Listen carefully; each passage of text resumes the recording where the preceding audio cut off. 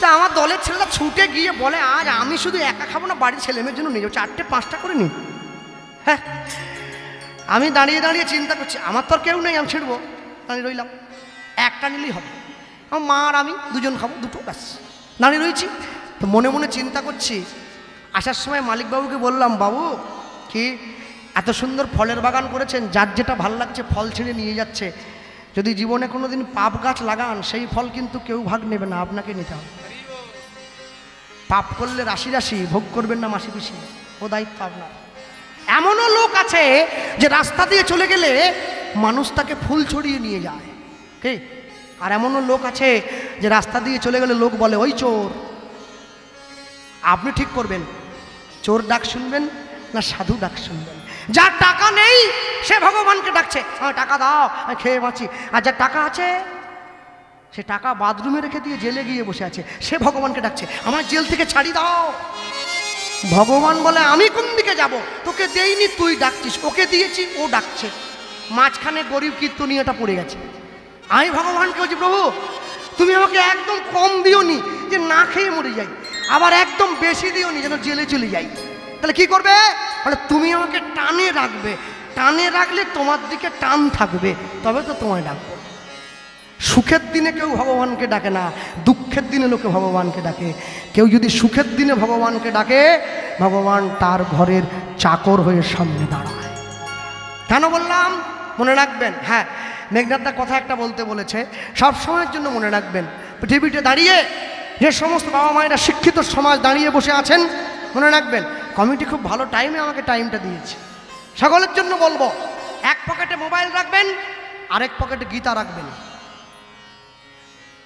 ওই আছে দেখাচ্ছে, ওই দেখো, ওটা আমার গান শোনে পড়ে যাচ্ছে, ঠিক আছে? হ্যাঁ, এক রোববার করে বাড়ির ছেলে মেয়েদের নিয়ে পিকনিক করতে যাও, আরেক রোববার করে মন্দিরে গিয়ে ভাগবত পাঠ শুনবে। মাসে একদিন সিনেমা দেখতে যাও, মাসে একদিন মন্দিরে গিয়ে প্রসাদ পাও। বছরের শেষে হিসাব করবে কোনটায় তুমি ঠকেছ, কোনটায় তুমি জিতেছ। আমাকে বলতে হবে না, উত্তর তুমি নিজে পেয়ে যাবে। মনে রাখবে ভক্তমণ্ডলী, ভক্তিমতী মায়েরা, আমাদের সারা ভারতবর্ষে যিনি বিখ্যাত বিজ্ঞানী এপিজে আব্দুল কালাম, কি গ্রামের শোভা বাড়ি, রাস্তার শোভা গাড়ি, ঘাটের শোভা হাঁড়ি, আর মুসলমান ভাইদের শোভা বড় বড় দাড়ি। তা এপিজে আব্দুল কালামের দাড়ি নেই তো? কি নাম? এপিজে আব্দুল কালাম, আবুল ফকির জয়নুল আবেদিন কালাম আজাদ, ছোট্ট করে এপিজে আব্দুল কালাম। দাড়ি নেই কেন? ছিলেন মুসলমান, ভালোবাসতেন হিন্দু ধর্ম, গীতা পড়েছেন। গীতা পড়ো হিন্দু ভাই, গীতার মতো জিনিস নাই। সারা জীবন গীতা পড়েছেন।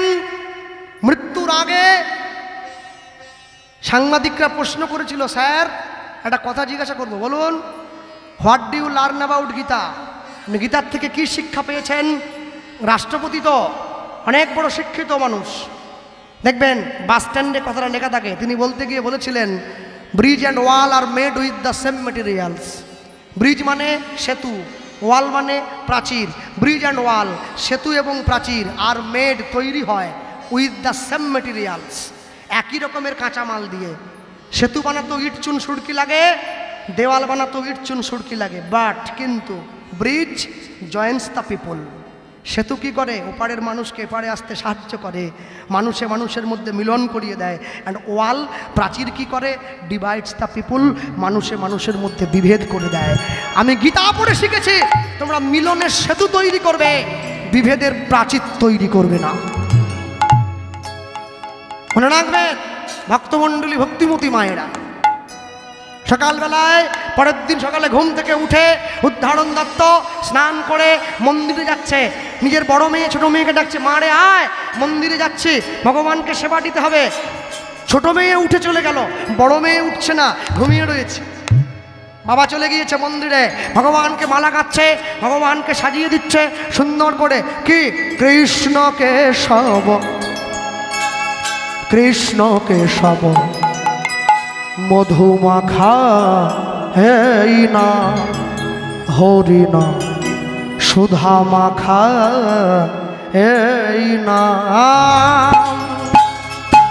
হরি হরি হরি বল। হাত তুলে বলো, বাহু তুলে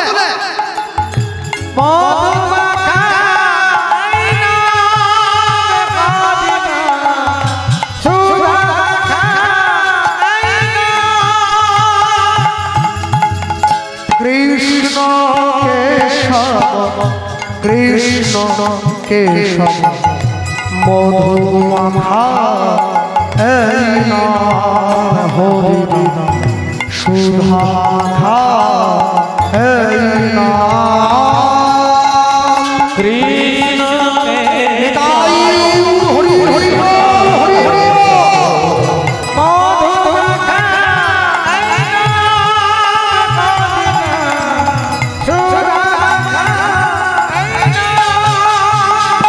নাম জপরে জপরে জপরে রসনা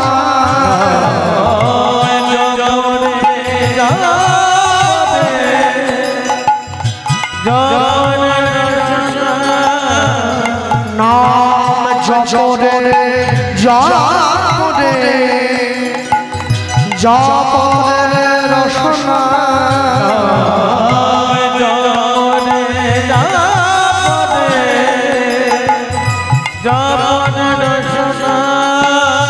মধুমাখা এই নাম হরি সুধাখা এই নাম হরি হরি হরি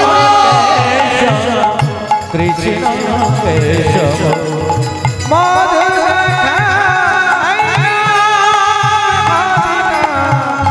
সুধাখা এই নাম এ নাম জপ ভোলো নয়নে দূরে যাবে যা প্রেম পারে এই নাম জপ ভোলো হরি হরি নাম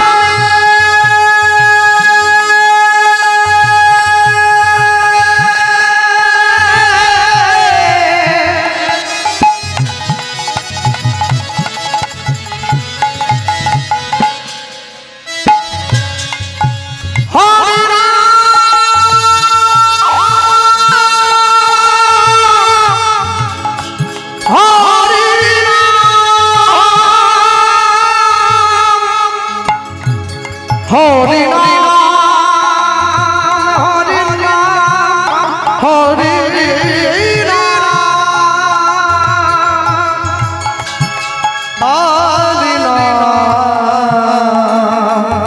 হরি নাম হরি নাম এই নাম জপ ভোলো দূরে যাবে যা প্রেম পারাবারে এই নাম জপ ভোলো দূরে যাবে জালা প্রেম পারাবারে নাম জপরে জপরে জপরে রসনা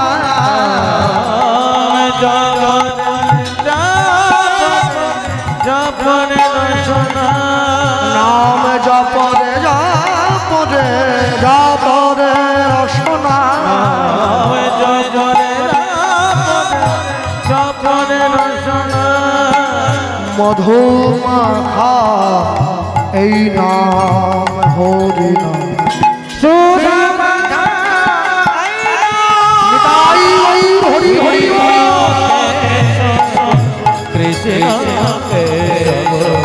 হরি নাম করো হরি হরি নাম করো হরি হরি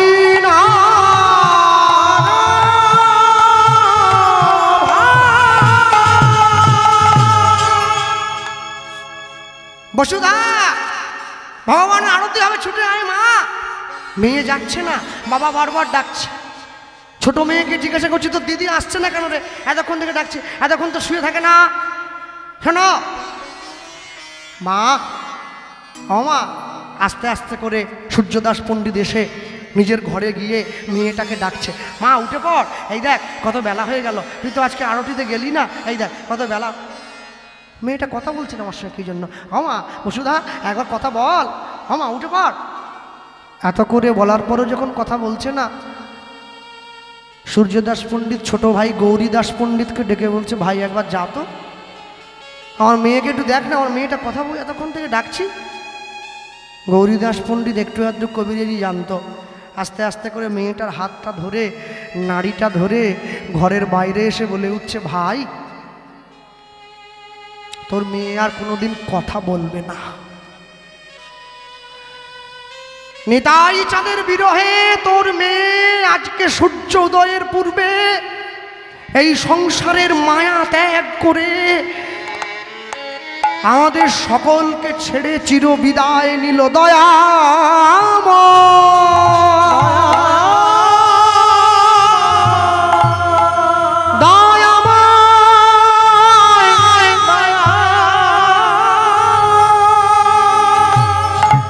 ছুটে গিয়ে ভগবানের চরণে আসার পেয়ে পড়েছে, আমি কোনোদিন তোমায় দুঃখ দেইনি, আমি কোনোদিন তোমায় কষ্ট দেই নাই, কোনোদিন তোমায় যন্ত্রণা দেই নাই, তবে কেন আমার জীবনের একমাত্র অবলম্বন তুমি আমার কাছ থেকে কেড়ে নিলে? বলো, তোমার যদি দরকার ছিল তুমি তো আমায় নিয়ে নিতে পারতে। আমার মেয়ে সে কি অন্যায় করেছিল? সে তো কোনো দোষ করে নাই। রাজার পাপে রাজ্য নষ্ট, রাজ্যের সকল প্রজাদের কপালে চরম কষ্ট। বাবা যদি ভালো কাজ করে, ভালো কাজের ফল তার ছেলেরা ভোগ করে, আর বাবা যদি অন্যায় করে সেই ফলও তার ছেলে মেয়েকে ভোগ করতে হয়। পাড়ার লোকেরা ছুটে এসেছে, সূর্যদাস তোমার মেয়েটা মরে গেছে তো, ওকে শ্মশানে নিয়ে চল। সবাই মিলে সুন্দর করে মেয়েটাকে সাজিয়ে, কে মাটির দেহ মাটি হবে, পুড়ে হবে ছাই, এ দেহ তোর পচা দেহ, গরব কিসের ভাই। কাঁধে নিয়ে চলে যাচ্ছে মেয়েটার দেহটা। বলহরি হরিবল, বলহরি হরিবল, বলহরি হরিবল। নিতাই চাঁদ দাঁড়িয়ে আছে, সূর্যদাস পণ্ডিত মেয়েকে নিয়ে শ্মশানে যাচ্ছে। উদ্ধারণ দত্তকে প্রশ্ন করছে, উদ্ধারণ শ্মশানের দিক থেকে একটা হরিধ্বনি ভেসে আসছে, কে কে কে কে হরিধ্বনি দিচ্ছে? কে? প্রভু, যাকে তুমি বিয়ে করার জন্য ছুটে গিয়েছিলে গো, যার বাবা তোমায় তাড়িয়ে দিল, মেয়েটার বিয়ে তোমার সঙ্গে দেয়নি, সেই মেয়েটা আজকে মরে গেছে।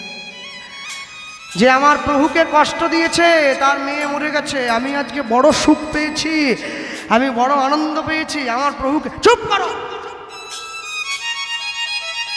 তুমি না ভক্ত, তুমি না বৈষ্ণব।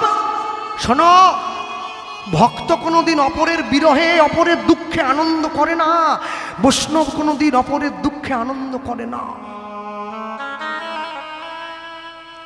যদি তুমি নিজের ব্যথা বুঝতে পারো তবে তুমি মানুষ, আর যদি তুমি অপরের দুঃখ অনুভব করতে পারো তবে তো তুমি মহাপুরুষ, তুমি শুধু মানুষ নও। ঠাকুর ঘরের মধ্যে মোমবাতি জ্বলে, ভালো করে দেখবেন মোমবাতিটা জ্বলে না, মোমবাতির মাঝখানে যে সুতোটা আছে সেইটা জ্বলে, আর মোমটা গলে গলে পড়ে। কোনোদিনও যদি মোমটাকে প্রশ্ন করেন যে জ্বলছে তো সুতোটা, তুমি কাঁদছো কিসের জন্যে? সুতোটা জ্বলছে, তুমি কেন গলে পড়বে, তুমি কেন কাঁদবে? মোমবাতিটা উত্তর দেবে কি জানো? আপন ভেবে যাকে নিজের হৃদয়ে জায়গা করে দিলাম, সে যদি প্রতিটা ক্ষণে ক্ষণে আমার হৃদয়টাকে জ্বালিয়ে পুড়িয়ে ছারখার করে দেয়, তবে তার জন্য কি অশ্রু না ঝরে থাকে? আমায় নিয়ে চলো। উদ্ধারণ, ওই যে মেয়েটা মরে গেছে, আমি যাব, আমায় নিয়ে চলো। প্রভু, যার বাবা তোমায় এত অপমান করলো তবু তো যাবো না? অক্রোধ পরমানন্দ নিত্যানন্দ রায় অভিমান শূন্য নিতায় নগরে বেড়ায় অধম পতিত জীবের দ্বারে দ্বারে গিয়া হরিনাম মহামন্ত্র দিলেন অবিলাইয়া। আমায় নিয়ে চলো। হ্যাঁ আসতে। আমার গুরু বাড়ি হচ্ছে নবদ্বীপ। আমার যিনি গুরুদেব প্রভুপাদ ছিল কিশোর কৃষ্ণ গোস্বামী, তিনি হচ্ছেন নিতাই চাঁদের 14তম বংশধর। তা আমি তার আশ্রমে গিয়ে মাঝে মধ্যে থাকি, কীর্তনে মুর্শিদাবাদে গানে গেলে গুরুদেবের আশ্রমে থাকি। তো সকালবেলা গুরুদেব এসে দাঁড়িয়েছে, ফোন করলাম, বাবা আমি চলে যাব, আমার গানে যেতে হবে, আবার 1 বছর পরে আসব। তা আস্তে আস্তে করে হেঁটে আমার সামনে দাঁড়িয়েছে। তা আশ্রমে থাকতে গেলে তো কিছু পয়সা কড়ি দিতে হবে, এতগুলো লোক নিয়ে গেছি, দলের লোক, 2টো রুম নিয়েছি, খেয়েছি, ঘুমিয়েছি, পাখার খরচ, গরম হলে এসির খরচ, এসি রুমটা খুলে দেয়, গোটা রাত্রি এসি চলে, পয়সা দিতে হবে। হাতটা বাড়িয়েছে আর হাতে পয়সা দিচ্ছি, আর যখনই হাতে পয়সা দিতে গেছি হাতটা সঙ্গে সঙ্গে টেনে নিয়েছে। কী হলো, কী হলো বাবা? আমি পয়সা নয়, আপনি কি ভাবছেন আমি আপনাকে ভাড়া দিচ্ছি? ভাড়া নয়, আমি আপনাকে সামান্য কিছু দিলাম, যা দিয়ে আপনি ভগবানকে সেবা দেবেন, আমার একটু কল্যাণ হবে। সঙ্গে সঙ্গে হাতটা টেনে নিয়েছে, তাই প্রণাম করলাম। প্রণাম করে উঠে দাঁড়িয়ে দেখছি আমার গুরু মায়ের চোখে জল এসেছে, কাঁদছে। এইসব কোনো চোর চিটিংবাজ গুন্ডা বদমাস এই ভালোবাসার অর্থ বুঝতে পারবে না, তারা বুঝবে না। আমার গুরুমা দাঁড়িয়ে আছে, তার চোখে জল। কি মা তুমি কাঁদছো কেন? আমি তো তোমার ছেলে নই, আমি তোমার রক্তের সম্পর্কে কেউ নই, তাহলে আমি তোমার আশ্রম থেকে চলে যাব? আমার গুরুদেবের 1 লক্ষ শিষ্য আছে, কই সবাই তো চলে যায়, তুমি সবাই বলায় কাঁদো? তা আমার গুরুমা আমাকে বলছে, কেন কাঁদছি জানিস? কেন? মনে মনে ভাবছি আজকে তুই আমার বাড়ি থেকে চলে যাচ্ছিস, একদিনকে আমাকেও তুই এই বাড়ি থেকে চলে যেতে হবে, সেটা ভেবে আমি কাঁদছি। এই দেহ বাড়িটা ফেলে দিয়ে আমাকেও চলে যেতে হবে। আমা তুমি গুরুদেবকে বলো না একটু পয়সা আমি দিচ্ছি, বাবা যেন নিয়ে নেয়। আমার গুরুদেব ছুটে এসে বলছে, শোন পয়সা করি তুই সারা জীবন দিবি, মনে রাখিস আমি মরে যাওয়ার পরও আশ্রমে আসিস, সাহায্য করিস। এখন যতদিন বেঁচে আছি একটা কাজ করবি, কি তোর জীবনের যত দুঃখ কষ্ট আছে না আমায় দিয়ে যাবি, আর আমার জীবনে যা সুখ আছে তুই নিয়ে যাবি। শোন জীবনে যখন বিপদে পড়বি, সমস্যায় পড়বি, চোখ বন্ধ করে আমার মুখটা মনে পড়বি, সমস্যার উত্তর আছে তোর কাছে। এই ভালোবাসা কোনো পতিত পাষণ্ড বুঝবে না, এই ভালোবাসায় কোনো যুক্তি খাটে না, এই ভালোবাসায় কোনো তর্ক খাটে না। এই ভালোবাসা হচ্ছে অন্তরের ভালোবাসা, পিতা পুত্রের ন্যায় শ্রদ্ধা।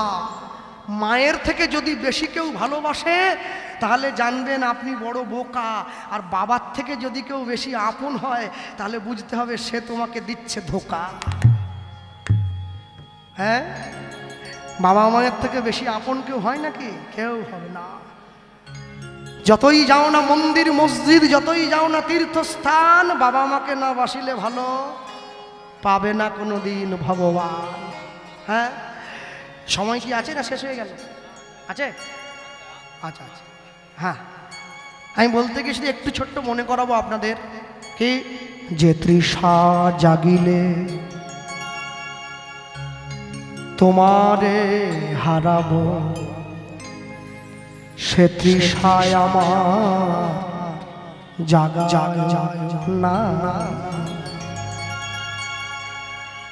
যে ভালোবাসা তোমারে ভুলিব, সে ভালোবাসা দেখায় না। যে জ্ঞানের দীপ লুকায় তোমারে, সেই জ্ঞানের আলো জ্বালায় না। যে পড়াশুনো শিখলে আমি তোমায় ভুলে যাব, সেই পড়াশুনোর আমার দরকার নেই, আমার কোনো দরকার নেই। আমি মূর্খ থাকতে চাই, আমি মূর্খ হতে চাই, কিন্তু তোমার নাম যেন আমি না ছাড়ি। যে জ্ঞানের দীপ লুকায় তোমাদের, সেই জ্ঞানের বাতি জ্বালায় না। যে বন্ধু পাইলে তোমার হারাব, সেই বন্ধুর সংসার আমায় দিও না। মনে রাখবেন, এই বাবারা বসে আছেন, দাঁড়িয়ে আছেন, আপনারা প্রত্যেক দিন চায়ের দোকানে যান, কথা বলেন, গল্প করেন, সারাদিন পরিশ্রমের পরে সন্ধ্যেবেলা একটু আড্ডা দিতে যান। আড্ডা দিতে গিয়ে যদি দেখেন কোনোদিন আপনার পাশে বসে আপনার কোনো বন্ধু আপনাকে বলছে যে ভাই বন্ধু চল না আজ একটু ভগবানের কথা আলোচনা করি, সেই বন্ধুর হাতটা শক্ত করে ধরবেন। জানবেন যেদিন আপনার শেষের দিন এসে যাবে, সবাই আপনার থেকে মুখ ফিরিয়ে নেবে, সেই বন্ধু এসে আপনার পাশে দাঁড়াবে, সেই আপনার প্রকৃত বন্ধু, সেই আপনার মনের বন্ধু, যে আপনাকে ঈশ্বরের পথে নিয়ে যায়, যে আপনাকে ভগবানের পথে নিয়ে যায়। হ্যাঁ, ইস্কনের যিনি বর্তমান সভাপতি রয়েছেন জয় পতাকা স্বামী মহারাজ, আমি যদিও সেই মতের সেই পথের নয়, কিন্তু তবু আমি শ্রদ্ধা করি তাকে। কেন জানেন? তিনি যেদিন প্রথম ভারতবর্ষ এসেছিলেন না, দমদম বিমানবন্দর এরোপ্লেন থেকে নামার সময় পায়ের চপ্পলটা খুলে কর্মচারীর হাতে দিয়ে দিয়েছেন। এত বড় মানুষ, তিনি আমেরিকার থেকে কত বড় শিক্ষিত, multi millionaire person, the well educated person, the great human being. সাংবাদিকরা এসে তার সামনে ক্যামেরা ধরে প্রশ্ন করছে, স্যার আপনি এত বড় শিক্ষিত মানুষ হয়ে ইসকনের প্রেসিডেন্ট হয়েছেন, কিন্তু জুতোটা কেন খুলে দিলেন? তিনি উত্তর দিচ্ছেন, শোনো, যে ভারতবর্ষের মাটিতে আমার চৈতন্য মহাপ্রভুর চরণের ধুলি লেগে আছে, আমি কত বড় মূর্খ, সেই ভারতবর্ষে প্রথম পা দেব তাও আবার জুতো পরে। এর শিক্ষা তো আমি শিখি নাই। জুতো খুলে মাটিতে নেমেছেন, প্রণাম করছেন ভারতবর্ষের মাটিকে, প্রণাম করছেন ভারতবর্ষের জননীগণকে। শোনো মা, তোমরা রামের জন্মদাত্রী, তোমরা কৃষ্ণের জন্মদাত্রী, তোমরা মহাপ্রভুর জন্মদাত্রী, তোমরা বিনয় বাদল দীনেশের জন্মদাত্রী, তোমরা সুভাষচন্দ্র বসুর জন্মদাত্রী। 6টা গুলি বুকে খেয়েও দেশের পতাকা মাটিতে পড়তে দেয়নি সেই মাতঙ্গিনী হাজরার দেশ ভারতবর্ষ। সেই দেশের মানুষ তোমরা। ভগবানের নিন্দা শুনো না, ভগবানের অপমান শুনো না, এতে নিজেকে ছোট করা হয়, সমাজকে ছোট করা হয়, নিজের মাতৃসত্তাকে অপমান করা হয়। ডক্টর মহানম্বত ব্রহ্মচারীকে আমেরিকার লোক প্রশ্ন করেছিল, আপনি কেমন দেশের মানুষ যে দেশের মানুষ ল্যাংটো মেয়েকে পুজো করে? হ্যাঁ, আমি আসার সময় দেখলাম মা দাঁড়িয়ে আছে আসনে। কেমন তোমরা সন্তান, মা তোমাদের সামনে ল্যাংটো হয়ে দাঁড়িয়ে আছে, তোমরা সেই মাকে পুজো করছো? এই নাকি তোমরা ভারতবাসী? মহানম্বত ব্রহ্মচারী যে উত্তর দিয়েছেন, শোনো, মায়ের অগণিত সন্তান, কোটি কোটি সন্তান, শত্রুরা বারবার ছুটে যায় সন্তানকে আক্রমণ করার জন্যে, মা সবসময় ব্যস্ত হয়ে আছে নিজের সন্তানকে রক্ষা করার জন্যে। মা যখন সন্তানকে বাঁচাবার জন্য ছুটে যায়, মায়ের পোশাকের কোনো হিসেব থাকে না। আমি কি পরে আছি, মেকআপ কত সুন্দর, আমার দেহ কত সুন্দর, এটা নয়, আগে তার সন্তানের জীবন তার কাছে দামি।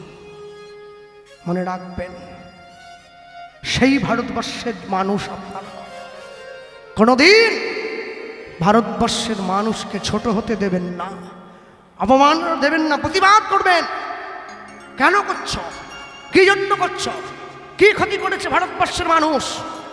ইংরেজ যখন দেশ থেকে চলে যায়, শুধু সোনা নিয়ে গেছে 800 জাহাজ, তারপরেও আমরা বেঁচে আছি। আমাদের সংস্কার আমাদের বাঁচিয়ে রেখেছে, আমাদের ধর্মগ্রন্থ আমাদের বাঁচিয়ে রেখেছে, আমাদের শিক্ষা আমাদের বাঁচিয়ে রেখেছে। ঐতিহাসিক 22শে জানুয়ারি অযোধ্যায় 500 বছরের লড়াইকে কেন্দ্র করে আমরা রামচন্দ্রকে আসনে বসিয়ে দিয়েছি। জগৎবাসী আবার বুঝে নিয়েছে, ভারত আবার জগৎ সভায় শ্রেষ্ঠ আসন লবে, সেই দেশ ভারতবর্ষ। সেই দেশ ভারতবর্ষ। আমেরিকার বিখ্যাত লেখক ডেভিড উইলি তিনি বলেছিলেন, যখন পুরো বিশ্বের মানুষ নিরক্ষর ছিল তখন ভারতবাসী বেদ লিখেছিল। এখন সারা বিশ্বের মানুষ কাপড় পরতে জানতো না, ভারতবর্ষের মানুষ তাদের কাপড় পরা শিখিয়েছে। তোমরা সেই দেশের মানুষ। হে বঙ্গ ভাণ্ডারে বিবিধ রতন, তা সবে অবদ আমি অবহেলা করি। পরধন লোভে মত্ত করিনু ভ্রমণ, পরদেশে ভিক্ষাবৃত্তি কুক্ষণে আচরি। কাটাইনু বহুদিন সুখ পরিহরি। মনে রাখবে, তোমার ভগবানের নাম ভালো লাগে না তুমি নিও না, ভগবানের নাম বলতে ইচ্ছে করে না বলো না, কিন্তু ভগবানের নাম যে নেয় তাকে তুমি অপমান করো না। ভগবান সব সইতে পারে, ভক্তের অপমান কোনোদিন সহ্য করতে পারবে না। নিতাই গৌর প্রেমানন্দ। হরি বল, হরি বল। ভক্তমণ্ডলী মায়েরা, নিতাই চাঁদ ছুটে গিয়েছে। শোনো আস্তে, এই যে এত চিৎকার করে কথাগুলো বললাম তোমাদের সামনে, এত ঘাম ঝরল, আমার চিৎকারটা শুধুমাত্র করে গেছি নিজের জন্য নয়, যাতে তোমরা তোমাদের আসল স্বরূপটা চিনতে পারো সেই